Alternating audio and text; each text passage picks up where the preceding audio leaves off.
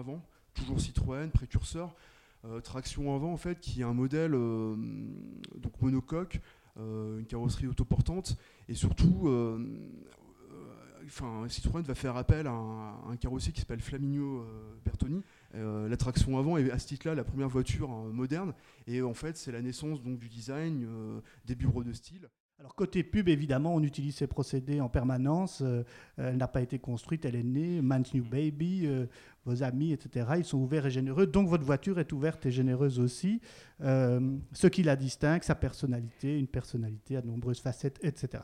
Alors ça, c'est du côté des commentaires. Les usagers eux-mêmes, évidemment, par leur travail d'utilisation, personnalisent aussi la voiture. Leur premier procédé, c'est d'abord le choix.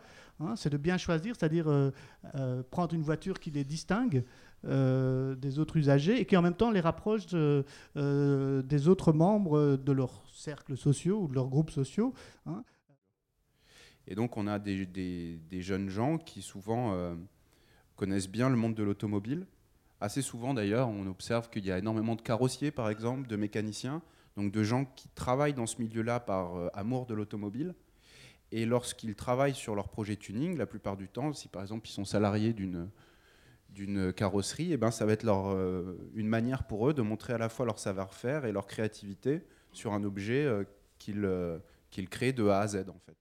Oui, la France est le pays où il est le plus difficile de faire modifier une voiture de manière légale. En théorie, vous pouvez présenter votre voiture au service des mines.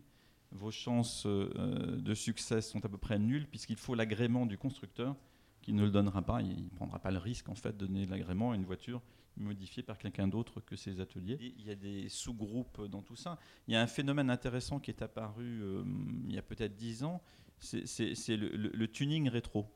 Basé en grande partie sur la Mini, enfin l'ancienne Mini. On voit circuler toute une flopée d'anciennes Mini où c'est plus ou moins bien fait, mais l'idée consiste à les transformer en anciennes Cooper des années 60 bien souvent, donc leur mettre des bandes, enfin leur donner un aspect de Mini sportive de l'époque ou de luxe. Et ça, c'est un phénomène qui est complètement nouveau.